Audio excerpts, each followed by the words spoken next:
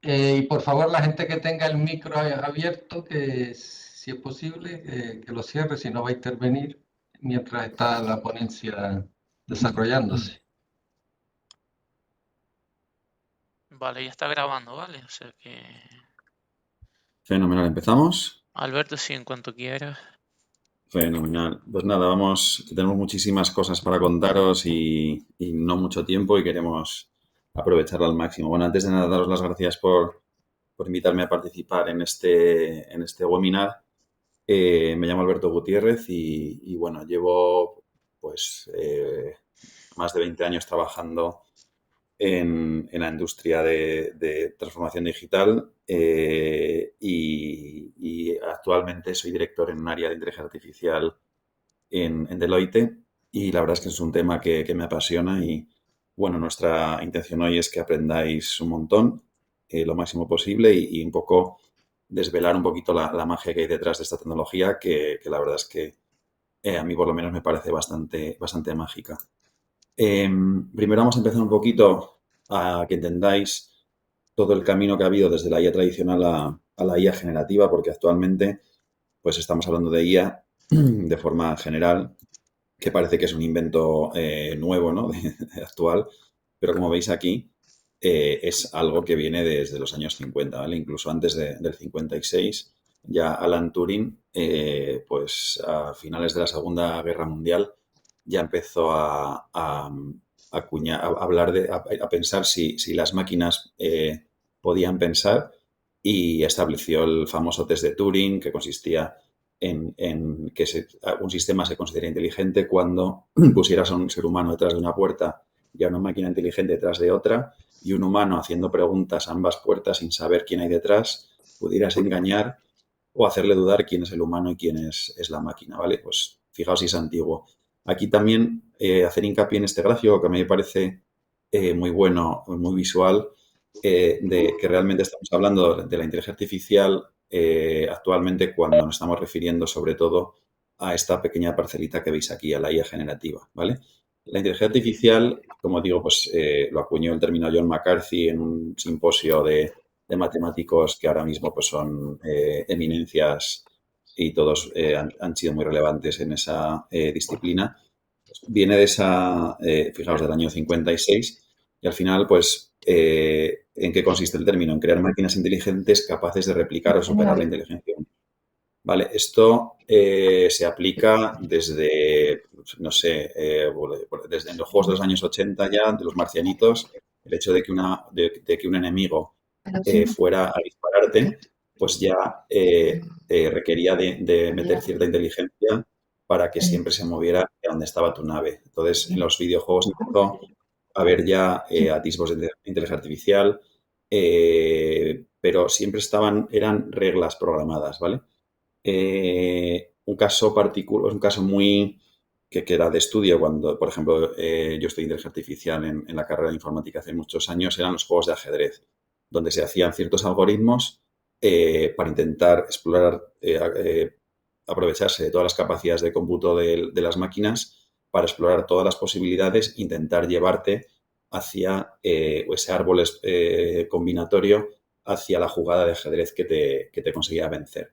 ¿Vale? Ese enfoque empezó a cambiar cuando se empezó a hablar de Machine Learning.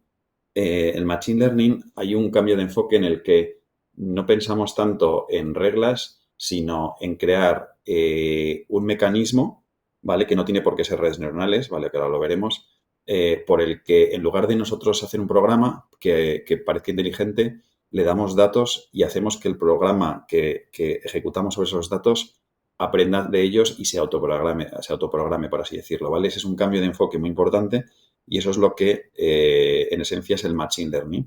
Sistemas que aprenden y mejoran a partir de datos existentes, ¿vale?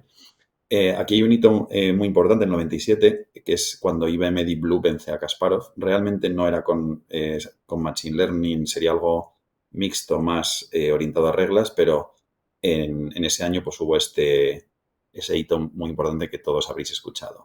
Dentro del Machine Learning está lo que se llama el Deep Learning, donde se usa ese mismo enfoque, pero hace un modelo que simula cómo funciona el cerebro humano, ¿vale? Esas son las redes neuronales. Es un modelo estadístico, matemático, que está creado con una estructura muy parecida al cerebro humano.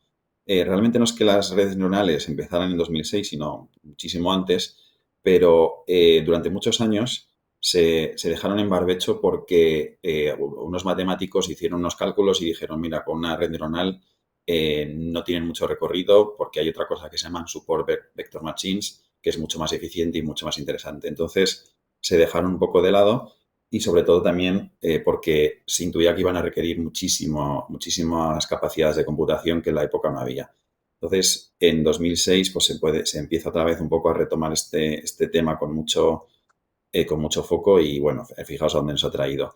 ¿Por qué se llaman Deep Learning? Porque se empezaron a hacer redes neuronales muy, muy simples, pero se fue avanzando hacia crear más capas de neuronas, ¿vale? Simulando el cerebro humano, hasta hacer había una profundidad, se hablaba de la profundidad de la red neuronal. Por eso empezó a llamarse Deep Learning ya para referirte a inteligencia artificial con redes neuronales. Y actualmente estamos, sobre todo en la época de la IA generativa, donde apalancándonos en esas redes neuronales usadas inicialmente para intentar entender el lenguaje humano, al final nos hemos dado cuenta que ocurre como en esa película de los años 80, principios de los 90, que se llama Cortocircuito, que algunos la habréis visto, ese robot que viene en el espacio y empieza a aprender leyendo libros a toda velocidad. Pues curiosamente, con las redes neuronales que se fueron creando sobre todo para temas de visión artificial, pero bueno, también para clasificación de datos, cuando se llevaron al espacio del lenguaje natural, nos hemos dado cuenta que cuando se entrenan en un corpus que se llama de datos inmenso, resulta que simulan una inteligencia que estáis todos de acuerdo conmigo, que parece muy real. Aquí hay un hito muy importante, que es el paper que sacó el equipo de Google Research en 2017, que se llama Attention is all you need. Lo que se dieron cuenta es que hay un mecanismo de atención que luego veremos, que es lo que hace que parezcan inteligentes, ¿vale? Luego vamos a ver más sobre esto porque es algo muy, muy relevante. Volviendo, esto ya lo hemos comentado un poquito, o sea, antiguamente, y no específicamente la inteligencia artificial, los informáticos, para unas entradas creábamos un programa y teníamos un resultado, ¿vale? El Machine Learning, que estamos ahora yendo a hablar de qué es el Machine Learning, el enfoque es distinto. Tenemos unas entradas y le decimos a qué resultado queremos llegar y le aplicamos, no tiene por qué ser una red neuronal, ¿vale? Hay otros mecanismos que vienen de la estadística avanzada que lo ejecuta sobre un set de datos, un conjunto de datos y te da un programa. Realmente se llaman modelos y en la actualidad pues suelen ser redes neuronales, ¿vale? Como GPT-4, GPT es una red neuronal y se habla de modelos, ¿vale? Pero si nos abstraemos, realmente es esto. Le das unos datos, le dices a qué tiene que llegar, se ejecutan en lo que se llama hacer un entrenamiento y llegas a hacer un modelo. Cuando tienes ese modelo, lo publicas en Internet, como ocurre con GPT, y ese modelo ya no sé, aunque muchas veces se dice, joder, la gente piensa que se entrena. Realmente el modelo con el que nosotros interactuamos está congelado, ¿vale? No se entrena porque sería muy peligroso, ¿vale? Podrías empezar a desviarse y tener sesgos, convertirse en racista, como ocurrió con un modelo Microsoft hace años. Entonces, esos modelos se quedan estáticos. Y lo que se hace, cuando estás usando el modelo, se llama que se está haciendo inferencia. Es decir, le estamos dando un input, pasa por el modelo y nos da un resultado, ¿vale? Entonces, hay dos momentos importantes, el entrenamiento y la inferencia, ¿vale? Quedaros con eso. Aquí es donde está el dataset de entrenamiento y lo que os digo con el conjunto de datos se entrena. Ejemplos de caso de uso, pues los modelos suelen ser predictivos, pues un caso típico es el tiempo que va a hacer, es un caso típico de la IA. Se puede con el dataset de entrenamiento le puedes decir todo el histórico de tus clientes y ver y ser capaz de inferir un nuevo cliente que acaba de entrar, saber cuánto dinero vas a conseguir de él a lo largo del tiempo en base a unas características que tenga ese cliente cuando acaba de convertirse en cliente. También la inteligencia hace segmentación de clientes. Es decir, tú no tienes por qué decirle realmente darle muchos datos y es capaz de segmentar y ver todos los datos en conjunto y es capaz de distinguir a qué conjunto pertenece ese nuevo dato que nunca ha visto, ¿vale? Por ejemplo, a la IA le puedes dar la cadena de ADN, todas de lo que no sabemos realmente todo para qué vale, pero una IA es capaz de encontrar patrones. Son buenísimas para encontrar patrones y no sabe muy bien por qué, pero dice, oye, esta parte del ADN tiene que ver con esta otra parte, es capaz de ver hacer esa extracción.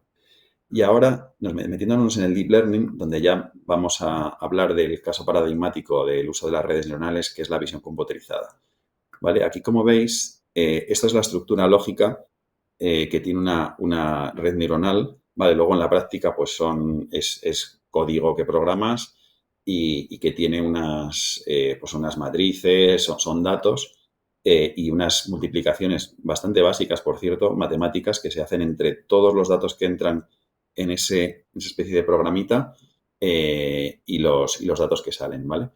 Entonces, yo aquí siempre pongo el ejemplo de cuando, si recordáis esos, en las revistas que jugábamos de pequeños que te ponían uno y los puntos y te sale una ballena, te sale un animalito, pues lo que hace en el fondo, de forma intuitiva, la inteligencia artificial es cuando le has enseñado miles de imágenes de perros en este caso, lo que es capaz de abstraerse, de lo que se llama generalizar, es cuáles son los trazos, incluso podríamos decir los puntos, que definen la esencia de lo que es un perro, ¿vale? Podéis quedaros un poco de forma intuitiva qué es lo que hace la inteligencia artificial y no solamente pensad en imágenes, pensad en datos de lo que cuesta, por ejemplo, un piso en función de esos metros cuadrados. Pues al final son datos que si los proyectas en una gráfica, pues también podrías dibujar y pintar una función que dices, oye, pues más o menos el patrón que siguen los precios respecto a los metros cuadrados es una línea ascendente de que cuanto más metros cuadrados tenga un piso, más caro es. ¿Vale? Pues lo que te hace la inteligencia artificial es lo que se llama ajustar funciones. Intenta buscar la función de forma generalista que explica tus datos. Y esto llevado a la visión computerizada, que es un tipo de caso de uso de la inteligencia artificial para lo que se usan las redes neuronales. Esto, como digo, funciona como el cerebro humano y lo que se ha observado, porque realmente hasta hace unos años estos mecanismos se aplicaban y no se sabía muy bien lo que ocurría por dentro, ¿vale? Y cuando se han estudiado más en profundidad, pues nos hemos dado cuenta que las capas más externas de las redes neuronales, las primeras en las que entran los datos, la red neuronal cuando lo entrenas con cientos de imágenes de perros, las capas más externas pillan como la brocha gorda de que es un perro, ¿vale? Los rasgos lo primero que detecta son los bordes, pues intenta encontrar dónde hay cambios bruscos, pues del blanco del fondo a donde hay un perro, donde hay un objeto que tiene que segmentar, por ejemplo, o que entender. Y según va profundizando, se va fijando en detalles, pues el hocico, el ojo, ¿vale? Esa es un poco cómo funcionan las redes neuronales de forma general. Y esto que veis aquí, en el fondo, es intuitivamente cómo funcionan todas las redes neuronales. También toda la inteligencia artificial actual, la base es esta. Luego lo que se hace es que se montan distintas estructuras de bases de datos, de redes neuronales conectadas de forma distinta, con distintos pesos que se llaman, ¿vale? Pero es así como funciona. Entonces, al final, una inteligencia artificial, el otro día, chateando con Grok, me dio una clave que me gustó mucho y se definió a sí mismo como imitadores, como decía, imitadores predictivos, ¿vale? Una red neuronal, en el fondo, está hecha a nuestra imagen y semejanza, de la forma, o sea, podríamos estar un rato hablando de con qué términos se simula la mielina, creo que es, ¿no? Que es el dieléctrico que hay entre las neuronas para que una neurona active a la otra, los pesos, todo. Al final, en el fondo, a mí, y esto ya es un poco filosófico, me hace pensar que los seres humanos somos también seres completamente predictivos y nuestro cerebro está hecho para detectar patrones, porque cuando lo hemos creado algo parecido, resulta que funciona así. ¿Vale? Ejemplos de caso de uso, pues visión computerizada, como decimos, es capaz de clasificar, pues por ejemplo, puedes mandarle muchas fotos y pueden decirte estos son perros, estos son gatos. El procesado de lenguaje natural, desde hace muchos años se ha intentado que los ordenadores nos entiendan. Se empezó con un enfoque, como le enseñaban en el colegio, de esto es el sujeto, esto es el predicado, esto es el verbo. ¿Qué ha sucedido? Que eso no valía para nada.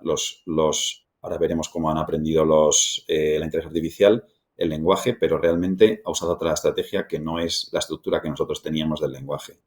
Y bueno, el reconocimiento del audio también es un caso muy parecido al que os cuento, que en lugar de ser un perro es una onda del audio de la voz humana o de un instrumento, por ejemplo. Vamos a centrarnos ahora en la IA generativa, ¿vale? Que es lo que está revolucionando ahora mismo el mundo. Primero, el concepto, ¿no?, de los modelos de lenguaje. Large Language Models, o LLMs, lo habréis visto seguramente, pues este tipo de modelos son los que están ahora revolucionando todo porque partieron de ser capaces de entender el lenguaje natural y fueron evolucionando hacia ser capaces de generar texto, ¿vale? Esto, si no lo sabéis, al principio sorprende mucho, pero realmente un LLM como el GPT o Gemini de Google, o Grok 3, que luego veremos algo más, realmente lo que hacen es completarte la siguiente palabra en función de las anteriores que tenga, ¿vale? Por eso veis que va escribiendo. Lo que está haciendo es qué probabilidad tiene la siguiente palabra teniendo en cuenta que las 5 anteriores o las 500 anteriores que me has dado como entrada, ¿vale? Recordad que eso estamos en inferencia. Cuando estamos trabajando con un GPT chateando, el modelo está congelado, no está entrenando y nos da esa inferencia. Pero ahora vamos a ver cómo se entrena ese modelo. ¿Dónde está la magia de todo esto? Pues se han cogido millones, trillones de datos de Internet, de texto, en el que se le dice, por ejemplo, tienes una frase que es: el zorro marrón saltó sobre el perezoso y sabemos que la siguiente palabra, nosotros en nuestro set de entrenamiento va a ser perro, pero se lo ocultamos al modelo. Y empezamos a entrenar la red neuronal.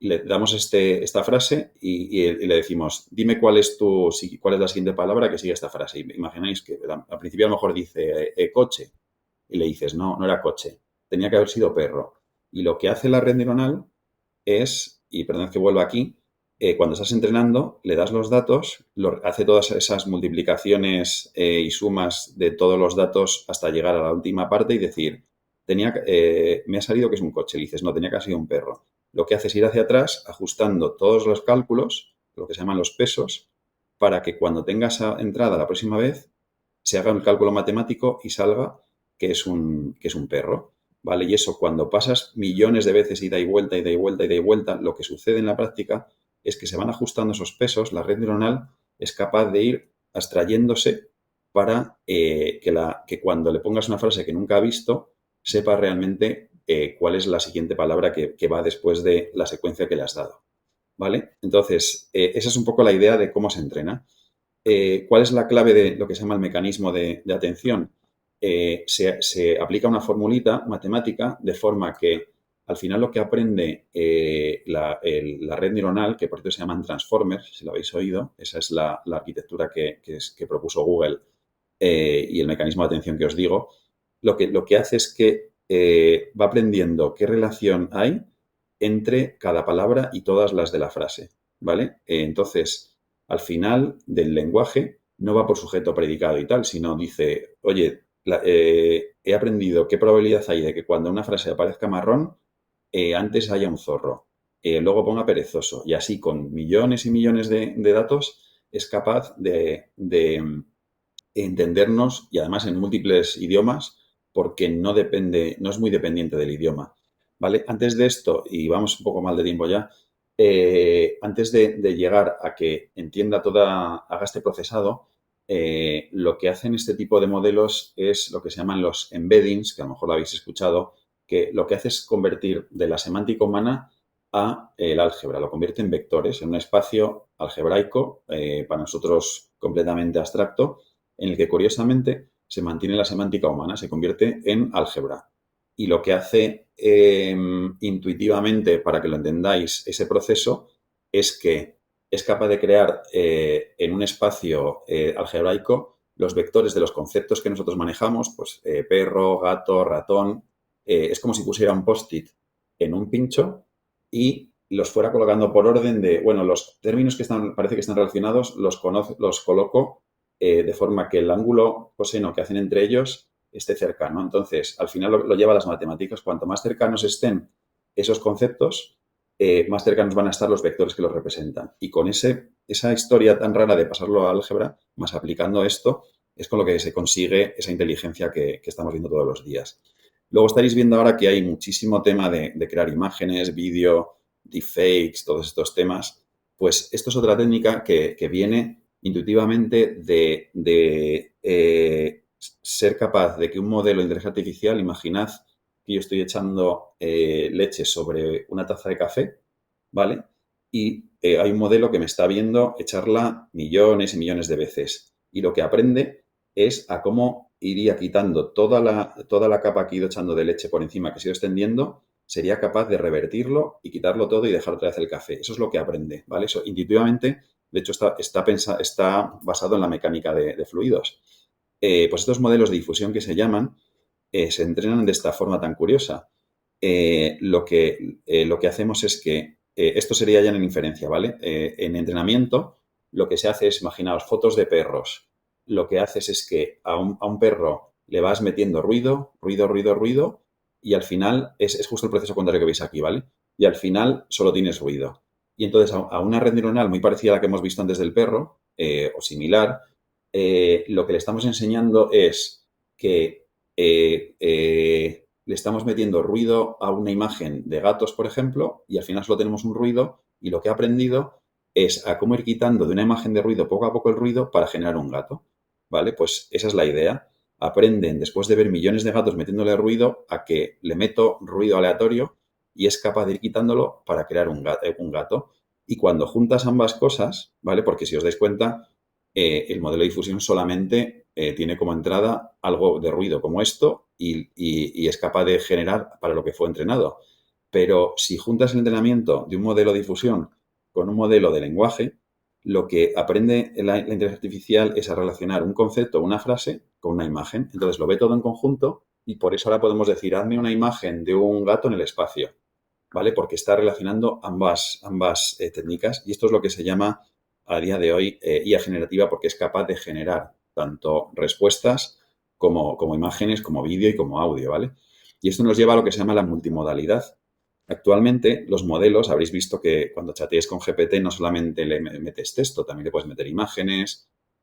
Los de Gemini, sobre todo de Google, les puedes meter audio, vídeo. Se está hablando ya de la multimodalidad. Entonces, ahora mismo tenemos texto, imagen, audio y vídeo y también incluso código fuente, ¿vale? Aquí vemos un poco lo que llamamos la IA tradicional versus la IA generativa, que es lo que os he contado ahora al final.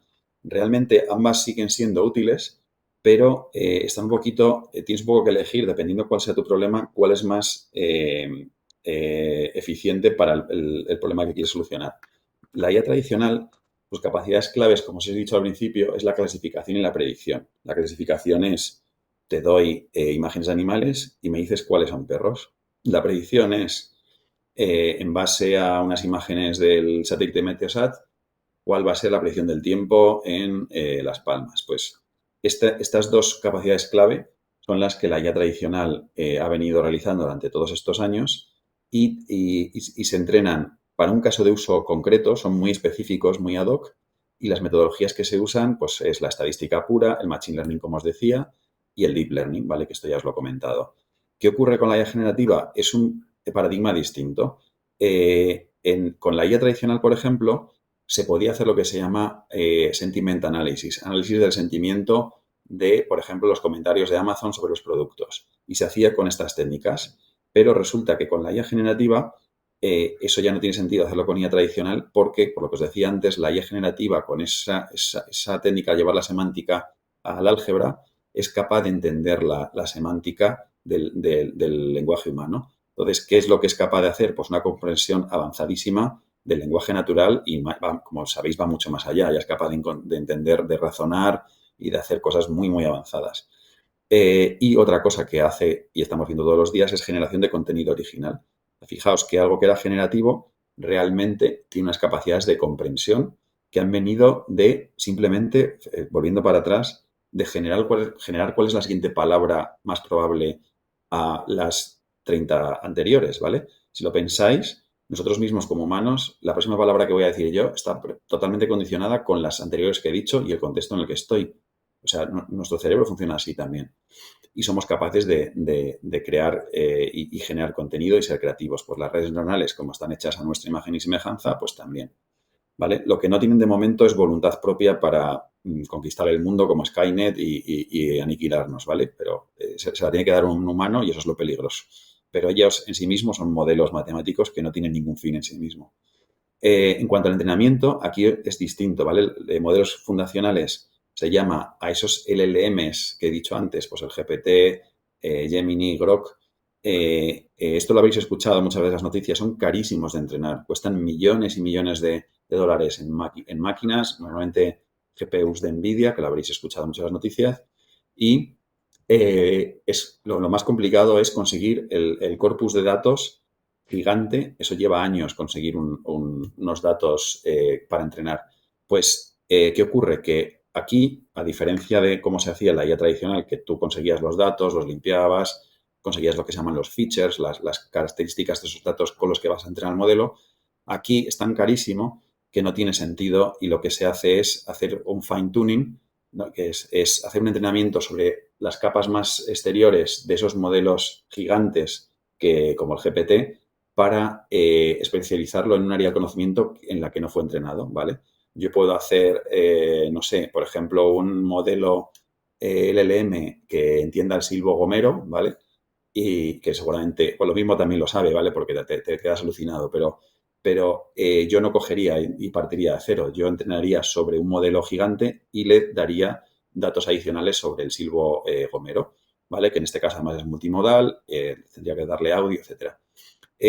Por eso se entrenan de una forma distinta. Metodologías, pues los LLMs, que eso es como digo, el modelo del que partes, o los modelos de difusión. Yo también puedo entrenar, por ejemplo, un modelo de difusión para que aprenda cómo es Mbappé y yo pueda coger y hacer un vídeo o una foto de Mbappé haciendo algo que él no ha hecho nunca, ¿vale? Y de ahí vienen los deepfakes y el riesgo de hacer vídeos que ya no los distingues de la realidad, ¿vale?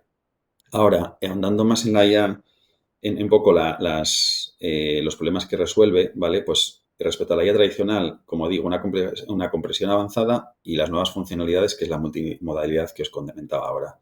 Aquí más detalle de un poquito lo que os he contado, ¿vale? Pues búsqueda inteligente, que esto no os lo he contado. Esto es una capacidad muy importante y es que la IA, en el momento en el que es capaz de enviar la semántica humana a ese mundo algebraico, tú puedes hacer una búsqueda en una base de datos que se llaman vectoriales porque se han convertido en vectores, en la que tú, por ejemplo, metes toda la documentación clínica de un paciente y la convierte en esos vectores, en ese mundo algebraico. Y tú le haces una pregunta, le dices, oye, este paciente le duele la cabeza. Teniendo en cuenta su historial clínico, dame posibles diagnósticos. Y lo que hace es que tu pregunta la convierte en ese vector y empieza a compararla, qué distancia hay semántica, que realmente es algebraica, entre el vector que representa la semántica de tu pregunta y va comparando con toda la información que tiene de ese paciente.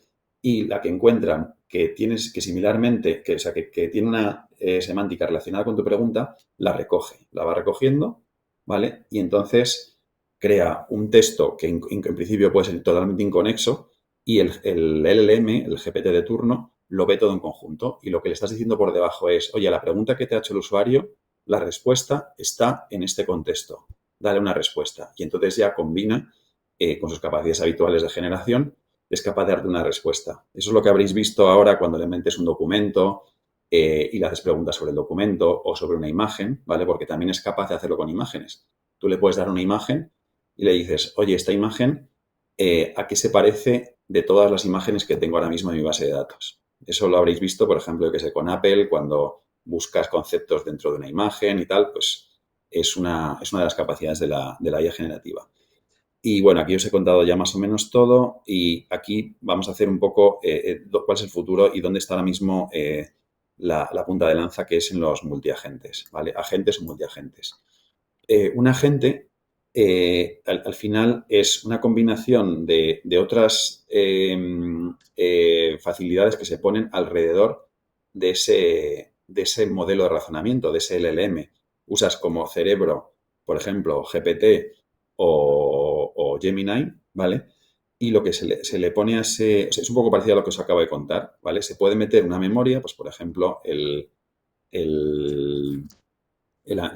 pone en la memoria la información del paciente o las conversaciones que has tenido tú antes con ese agente y una de las capacidades clave es lo que veis aquí, las tools o function callings, llamadas a función. Esos, dependiendo, cada uno tiene sus nombres distintos. Pues lo que hacen estos agentes es que usan modelos que están entrenados para ser capaces de llamar a herramientas que tienen cuando creen que las necesitan. Entonces, tú, por ejemplo, le dices, tienes una herramienta o una función o una capacidad, también se llama un skill, que es capaz de buscar cuál es la predicción del tiempo en una ciudad. Entonces, tienes otra tool que es una calculadora. Tienes otra que puede acceder a la base de datos de pacientes. Y le dices a cada una de esas tools, le pones una descripción de para qué vale y qué parámetros de entrada tiene, ¿vale? Y el agente inteligente le dices, oye, para tu objetivo tienes estas herramientas. Úsalas cuando lo consideres conveniente. Y entonces un usuario empieza a chatear con un chat y en algún momento le dice, oye, hoy puedo salir a correr, va a llover. Y entonces él, por el contexto, dice, espérate, porque yo tengo una tool que me lo dice. Y entonces él ya sabe que tú estás en Las Palmas, le manda la información y te responde, ¿vale? Eso es un agente. El agente, además, es capaz de ir sabiendo toda la información que va recopilando sobre ti, la va guardando y es capaz de también usar esa knowledge base que tiene sobre ti o información que tú le has dado, ¿vale? Un montón de documentación, etcétera, y lo ve todo en conjunto, ¿vale?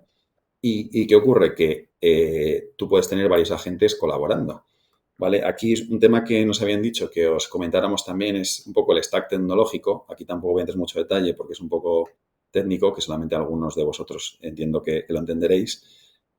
Pero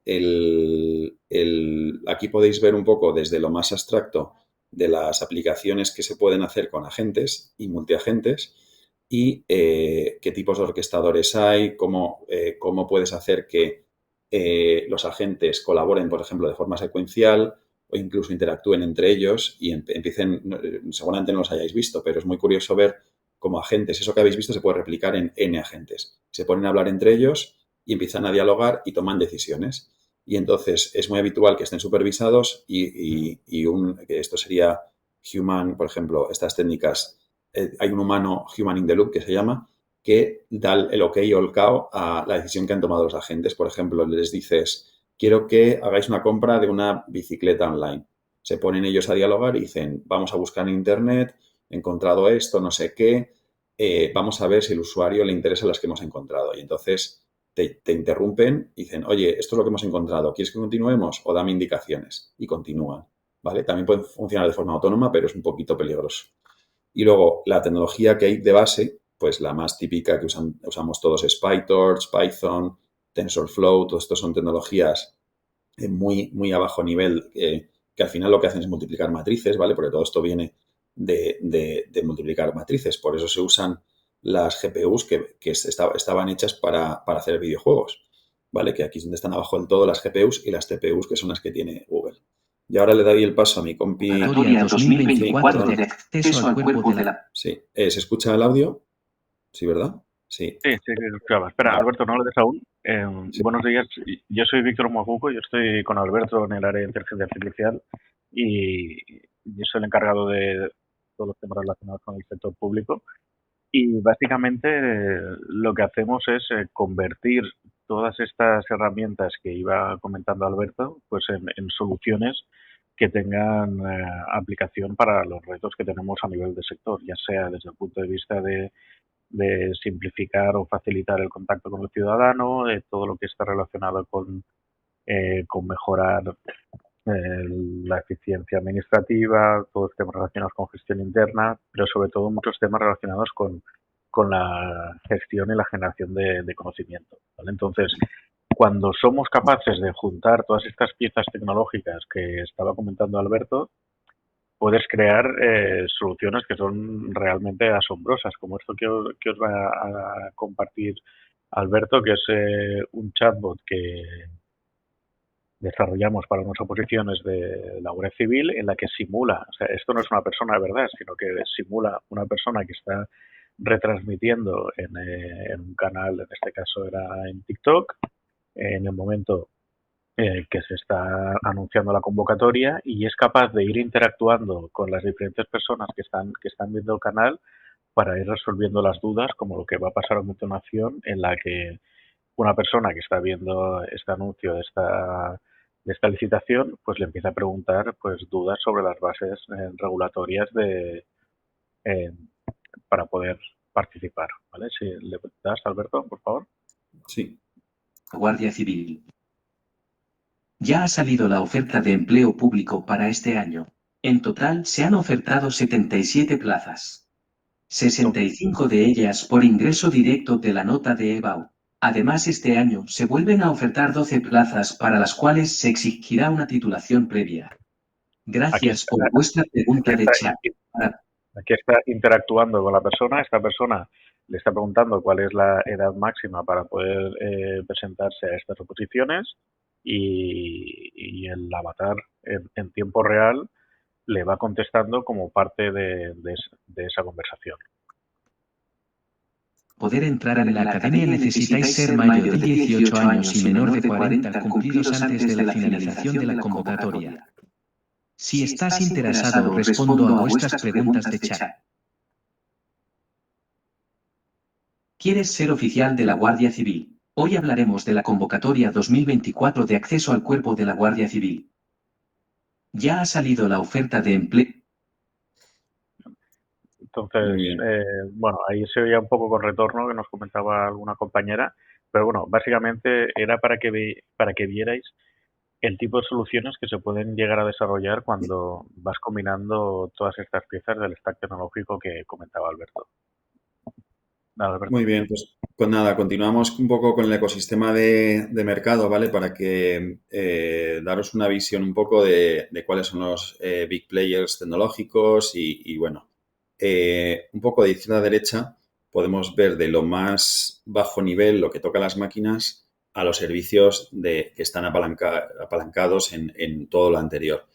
En infraestructura, pues obviamente el omnipresente NVIDIA pues tiene sus GPUs, pero bueno, Google también tiene lo que se llaman TPUs, ¿vale? Que son Tensor Processor Units, que son menos potentes, pero es muchísimo más barato entrenar sobre ellas y más eficiente en costes. También están teniendo su relevancia. Todos los demás players tienen su propio hardware. Por ejemplo, Apple sobre todo está enfocado en el hardware más de los dispositivos on-edge, que se llaman, los que están en el límite, es decir, los locales, donde son muy potentes, y NVIDIA pues está en todos los frentes y Google solamente está en la parte de nube.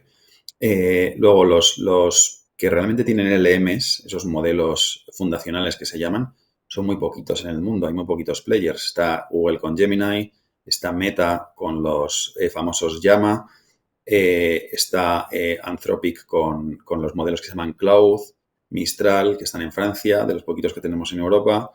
AWS, que es Amazon Web Services, también tiene sus modelos Nova, que estos han llegado muy tarde.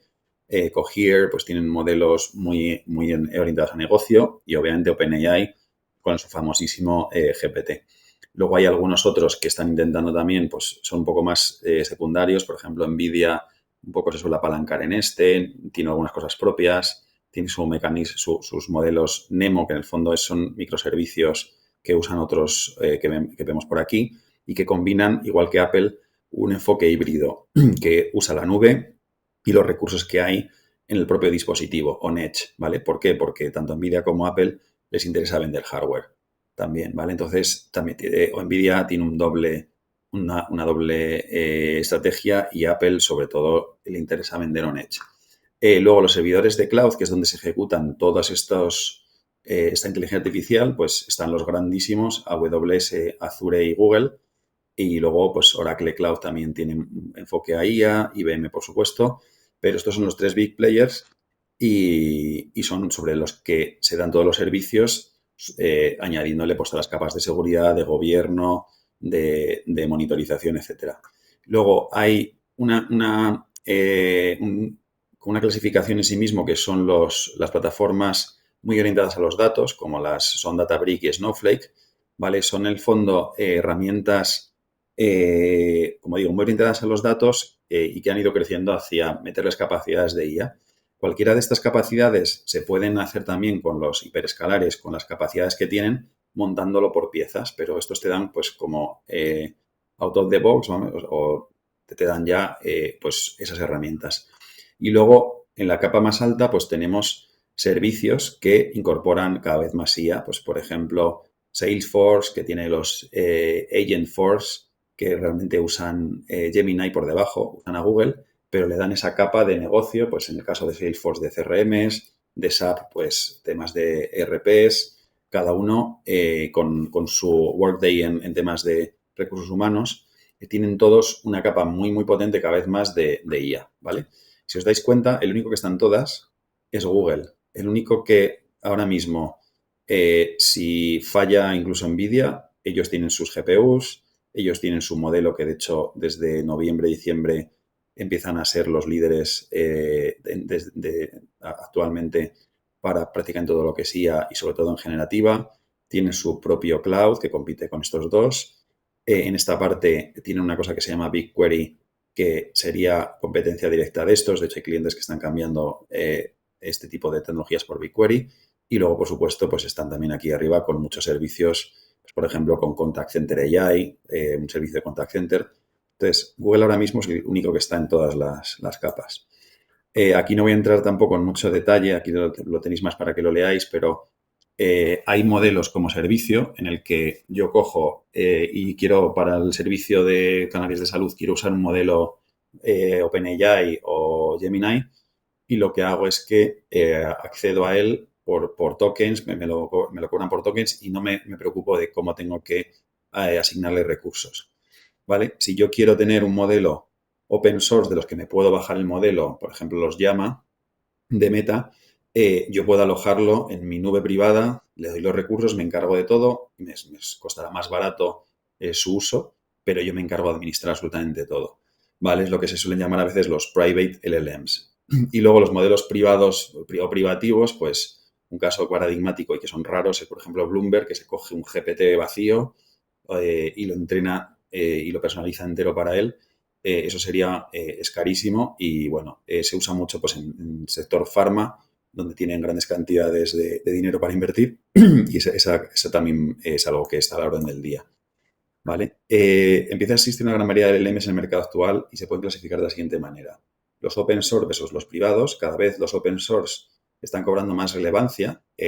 Hasta este verano no había ningún open source que pudiera rivalizar con los que eran de pago, pues como GPT, por ejemplo. Eso ha cambiado radicalmente, especialmente por los open source chinos, que parece que no sé si quieren destruir el mercado de los big players por temas más bien geopolíticos, pero están sacando modelos open source que te puedes descargar y ejecutar en tu cloud, incluso en tu máquina local, como el famoso DeepSeek, o en modelos de vídeo, uno que se llama Hunyuan, otro que se llama One, pues son tan capaces o potentes en algunos casos más que los que son de pago, ¿vale? O sea, que ahí está habiendo una revolución a día de hoy. Especificidad del dominio, los hay de propósito general, que la verdad es que son tan potentes que cada vez es más difícil encontrar dónde hay hueco para el dominio específico, pero los hay de dominio específico, pues por ejemplo, los hay que están especializados en programación, en coding, ¿vale? Y luego el tamaño del modelo, pues se habla de pequeños, de 7.000 millones. Cuando veis 7 billions, 7B, son billions americanos, que ya sabéis que son 1.000 millones, no 1 billón como en España, pues ese es el número de parámetros que tiene la red neuronal, ¿vale? Los pesos que se llaman. Los pequeñitos, estos, están pensados para que se puedan incluso ejecutar en dispositivos móviles. Por ejemplo, un caso de uso, cuando estáis escribiendo con el teclado en WhatsApp o cualquier aplicación, hay un LLM pequeño que es capaz de predecir la siguiente palabra que vas a decir. Ya supongo que os encajarán algunas piezas que os he dicho. En los medianos, pues los medianos suelen ser pues para ponerlos, por ejemplo, ejecutarlos ya en ordenadores potentes, con varias GPUs o incluso con una sola, para, por ejemplo, hacer casos de uso privados, con datos muy confidenciales. Cada vez aquí hay un espacio ahora mismo enorme de posibilidades. Y luego los grandes, que ya hablamos de modelos de hasta 630.000 millones de parámetros, donde necesitas unas capacidades brutales de infraestructura que cada vez, por cierto, se está tendiendo a reducir con distintas técnicas, ¿vale? Que ahora no da tiempo a contar. A día de hoy, en febrero, esta es una foto muy buena que yo creo, a mi punto de ver, de lo que ahora mismo pita en el mercado. Estos que veis aquí arriba son los modelos grandes, los que todo el mundo conoce, el GPT, el Grok de Elon Musk, que el Grok 3 que ha salido hace 3 semanas o así, es espectacular las capacidades que tiene y de momento es gratis, salvo que superes ciertos límites de uso. Es muy bueno y tiene lo que se llama una ventana de contexto enorme, ¿vale? Es capaz de entender un montón de información de toda la conversación que llevas con él, no olvida, ¿vale? Eso nos lo he comentado, es un concepto importante, las ventanas de contexto en los LLMs. Aunque vosotros no os deis cuenta, cada vez que estéis diciéndole en un chat a GPT algo, él realmente, ese algo que le has dicho, lo puede enviar al LLM absolutamente toda tu conversación anterior junto con la nueva interacción que has hecho, ¿vale? Entonces, según vas hablando con él, va creciendo todo el histórico de lo que estás hablando y no te digo yo nada si le subes una foto, un vídeo, tal. Eso se convierte en tokens también y es todo información que tiene que ver en conjunto para poder responderte. Entonces, la ventana de contexto es la capacidad que tiene un modelo de llenar toda esa información y si la superas, lo que hacen antiguamente hablo hace un año y pico, lo que hacían es que olvidaban completamente y pensabas que estaban tontos porque se habían olvidado de cosas súper básicas. Lo que hacen ahora es que hacen un resumen de lo que no les cabe en la ventana de contexto, pero claro, en ese resumen se pierde información. Entonces, cuanto más grande sea la ventana de contexto, típicamente el de Google ahora mismo tiene la mayor con diferencia, hasta 2 millones de tokens, es capaz de ver a la vez muchísima información. Por ejemplo, a Gemini le caben 22 horas de audio o 2 horas de vídeo o 3.000 imágenes. Imaginaos, en una única ventana de contexto, que es una burrada. Entonces, estos son los más importantes, el de Google, el de Elon Musk, el GPT.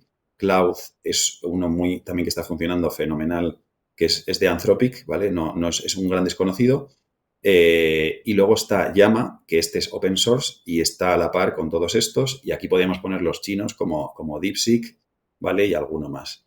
Hay algunos, aquí ya falta alguno que es de hace unos días, los que se pueden ejecutar en ordenadores. Pues aquí hay uno muy conocido chino que es Qwen. Los modelos Qwen funcionan fenomenal en ordenadores y además los hay especializados, por ejemplo, en coding, en programación. Aquí ha presentado Google hace una semana el Gemma 3, que está pensado para poder incluso ejecutarse en modelos en local de una forma súper eficiente. Tiene, creo que son 27 billions, ¿vale? Con lo cual es un modelo mediano y está basado completamente en la arquitectura de Gemini. Y luego los muy pequeñitos, los Microsoft Phi 4, el Gemma 2, bueno, es que el Gemma 3 y el Gemma 2 los hay de menos billions que están pensados para poder ejecutarse también en modelos, ¿vale? O sea, el mismo modelo los hay, le quitan billions de pesos para que puedan caber en menos, en dispositivos con menos capacidades. ¿Qué ocurre? Que cuantos más billions le quites, lo que hacen es que saben menos, ¿vale? Yo una prueba que hago desde hace mucho tiempo es decirles, háblame de Salamanca. Y si tú se lo cuentas a un modelo que tiene muy poquitos billions, ves que se inventan cosas, es lo que se llaman alucinan, porque realmente esa información no la tienen, pero tienen, como su misión es generar contenido, pues se lo inventan, ¿vale? Cuando tienen muchísimos billions, significa que tienen mucho conocimiento, ¿vale? Pero no siempre, o sea, una cosa importante que quiero que os quedéis es que a día de hoy más parámetros no significan mayores capacidades, porque se está avanzando muchísimo en distintas técnicas que ahora no voy a contar, para que incluso algunos modelos de menos billions, por ejemplo, el nuevo Gemma 3 de 27 billions es superior a modelos que tienen incluso 200 y pico billions, ¿vale? Y hay una tendencia a que los modelos se puedan ejecutar en ordenadores, incluso dispositivos móviles. ¿Qué tenemos que tener en cuenta a la hora de decidir cuál es la IA que queremos montar para nuestro caso de uso?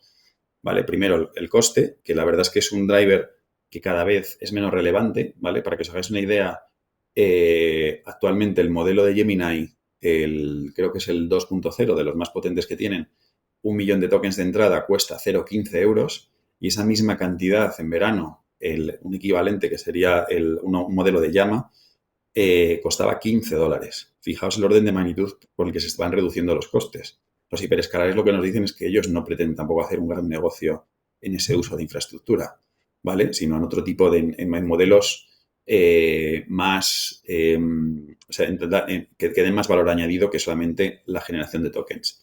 La calidad de los resultados, la precisión, es un poco lo que os decía. Si tú necesitas un modelo que sea muy fiable porque tiene mucho conocimiento, pues vas a tener que usar uno con muchos billions, con mucha información, o coger uno que tenga menos, pero lo especializas en el contenido justo que necesita tener tu modelo. Pues, por ejemplo, que sea un especialista, como hacía antes, en Silvo Gomero. Entonces, esa precisión es otro driver importante. La capacidad multimodal y Agentix a día de hoy son claves las dos. Los que os enseñé al principio eran modelos de texto que se llaman text-to-text. Simplemente van generando texto en función del texto que entran. Ahora mismo ya los modelos, como veréis, generan imágenes, generan de todo y tienen por dentro, que lo vemos como una única cosa, tienen un montón de otros LLMs, tienen otras capacidades de arquitectura interna mucho más compleja. Y entonces, dependiendo de tu caso de uso, tú puedes necesitar un LLM que sea capaz de entender, por ejemplo, de que le puedas meter audio para poder entender el Silvo Gomero y generar audio. En ese caso, a día de hoy, pues Gemini sería yo diría, la única opción. O puedes necesitar LLMs, modelos que sean agénticos, que se llaman. Es decir, que sepan cuándo, lo que os contaba antes, cuándo tienen que usar una tool, un skill, en función del input que le hayas dado, ¿vale? Entonces, es otra decisión que tienes que tomar. Luego, una parte muy importante es la privacidad. Pues tú, para ciertos datos de altísima confidencialidad, a lo mejor no te vale un modelo de estos que están en nube, en Google Cloud o tal, sino que tienes que irte a bajarte un modelo privado y lo ejecutas en tu máquina y de ahí no sale un dato. Y luego el performance, pues hay LLMs incluso que están pensados para responder en milisegundos, pero claro, el trade-off a costa de que tienen menos capacidades de razonar, de pensar y te responden muy rápido, ¿vale? Pero eso del tiempo de respuesta también depende de la infraestructura que le asignes, pero sobre todo también de la arquitectura. Y le doy el paso un poco a que hable ya mi compañero de IA en el sector público, los minutillos que nos faltan. Víctor. Bueno, no sé cómo vais de tiempo. Si tenéis aún 5 minutillos más, os comento un poco por encima dónde estamos aplicando o dónde estamos viendo que tiene más sentido aplicar la inteligencia artificial en el sector público. Por nuestra parte, Víctor, yo creo que sí, vale, porque la sesión va a ser grabada. Esto es que ya os anticipaba antes.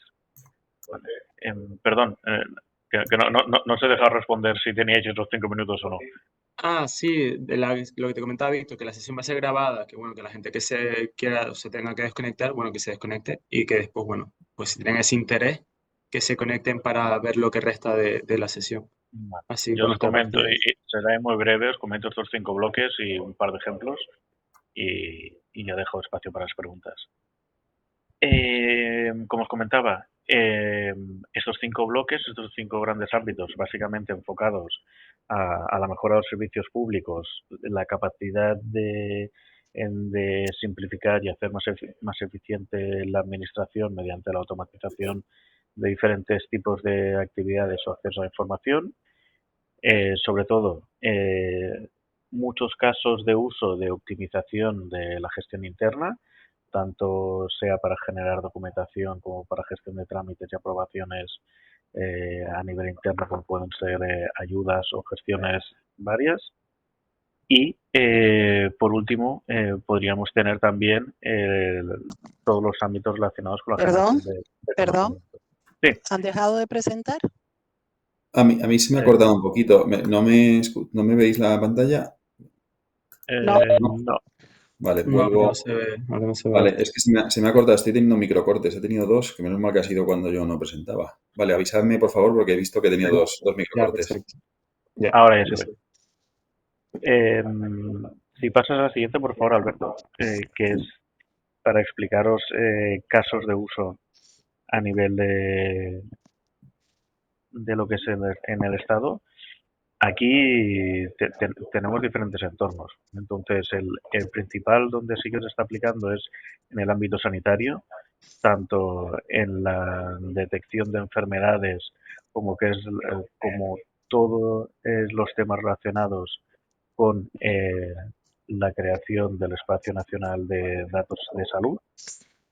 A nivel de empleo, ya habéis visto que podéis interaccionar con los diferentes chatbots que ha puesto a disposición el Ministerio de Trabajo y de Economía Social para poder facilitar esta simplificación de los trámites que tienes que realizar cuando estás buscando una ayuda. Y luego hay proyectos insignia muy relacionados con el turismo. O sea, el turismo, que es una de las principales industrias a nivel estatal, tenemos casos como los de Segitur, tenemos casos como el de Gobierno de Navarra, donde se está potenciando muchísimo todo lo que es la generación de contenido para los destinos turísticos, como facilitar la interacción con el ciudadano. A partir de ahí, pues tenemos casos de uso tanto de sostenibilidad como de movilidad, como de todos los casos que podemos aplicar modelos multimodales para todo lo que está relacionado con tener un gemelo digital de cada una de las ciudades. Entonces, en esa línea, si pasas al siguiente, por favor, Alberto. En esa línea, nosotros lo que estamos viendo, y en algunas ciudades hemos desarrollado diferentes tipos de plataformas, que lo que permiten es, pues precisamente, combinar todas estas diferentes tecnologías. Hello, I am Joy, your Alberto, virtual assistant for Sí. helping you apply for social benefits. la anterior, creo que te ha saltado. ¿Así? He pasado solo. Aquí. Es que se ha debido pasar sola. ¿Aquí? Sí, gracias. Al final nosotros lo que podemos es crear plataformas que lo que te permiten es, por ejemplo, en el caso de las ciudades, poder tener mediante las cámaras de vigilancia, pues monitorizar diferentes ámbitos. No solo la parte de seguridad, sino poder interpretar con Visual LLMs, que no dejan de ser modelos de lenguaje que interpretan vídeo y imagen, pues te permite obtener una descripción pues del nivel de limpieza, el nivel de seguridad o si existen desperfectos en determinadas áreas que queramos monitorizar. Entonces, a partir de ahí, pues la imaginación y la capacidad que tengamos a la hora de poder desarrollar diferentes soluciones, pues nos permiten combinarlas, como en el último caso este que nos iba a presentar Alberto, en el que con los compañeros del sector público de Alemania, pues hemos desarrollado un avatar que lo que permite es interactuar a la hora de las ayudas. A ver, ¿puedes parar un momento? How can I support you today? Hi, I'm John Doe and I want to apply for child benefits. Hello, John Doe. Let us fill the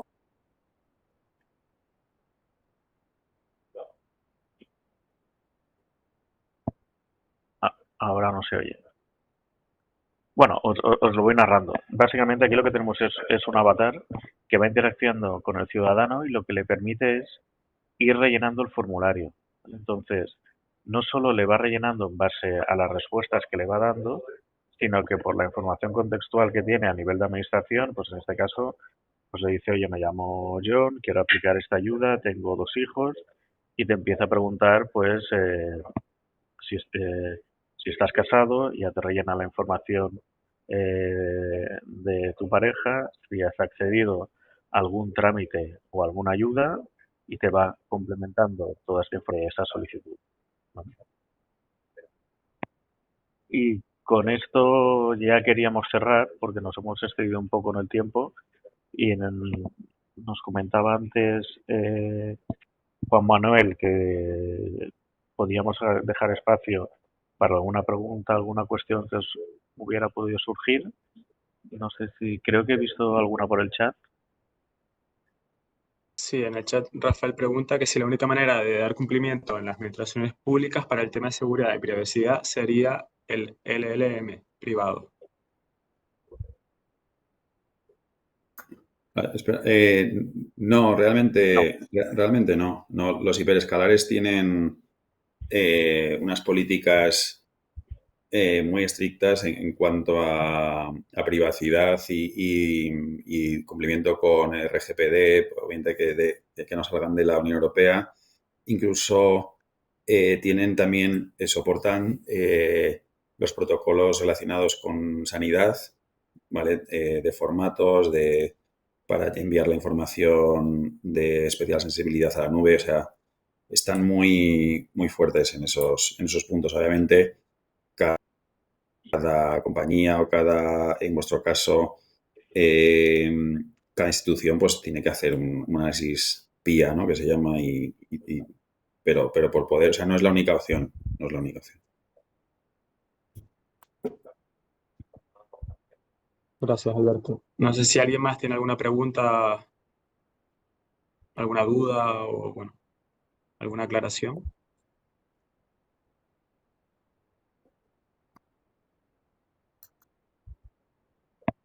Nada, yo creo que podemos dar por concluido la sesión. Vale, agradecer a Alberto y a Víctor por esta sesión. Me ha parecido la verdad que muy interesante. Y nada, recordar que va a estar grabada la sesión para, bueno, que si quieren volver a verla o lo que quieran, bueno, pues ahí estaremos en la plataforma.